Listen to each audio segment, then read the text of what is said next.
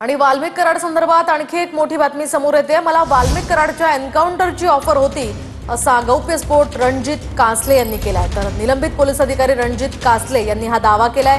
5 ते 50 कोटींची ऑफर होती असाही मोठा दावा त्यांनी केलाय। तर अतिशय विक्षिप्त माणूस आहे, अधिकारी असताना कारवाई का केली नाही असा सवाल यावर दमानी यांनी उपस्थित केलाय। आम्ही आलेलो आहे माझ्या रूमवरती आणि आत्ताच न्यूज बघितली की अक्षय शिंदे एन्काउंटर प्रकरणात 5 पोलिसांवर गुन्हे दाखल करा आणि SIT बसवा।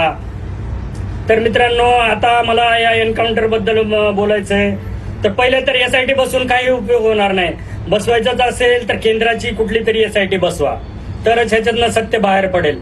तर मित्रांनो, एन्काउंटर कसा केला जातो, बोगस एन्काउंटर, ते मी पहिले सांगतो।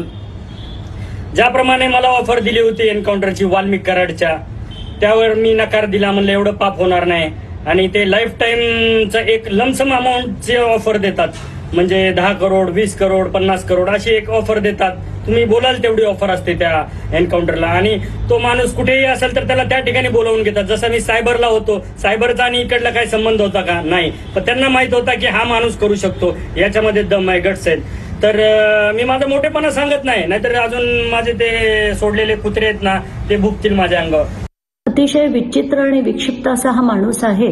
त्याचे आधीचे व्हिडिओज अतिशय मध्यधुंद अवस्थेतले देखील बघितले, आणि मला तर प्रश्न पडतो की मग अधिकारी असताना ही माणसं काय करत होती? जर तुम्हाला एवढं छानपण होतं तर तुम्ही अधिकारी असताना काहीच कारवाई का नाही केली? आत्ताच्या घटकेला पण हा माणूस सायबरमध्ये आहे, आणि सायबरचा अधिकाऱ्याला कधीच कोणी एन्काउंटर करायला सांगत नाही। कुठेतरी खळबळ करायची, काहीतरी वाटेल ते बोलायचं आणि त्याचे व्हिडिओज बनवायचे, हाच त्याचा कार्यक्रम आहे असं मला वाटतं।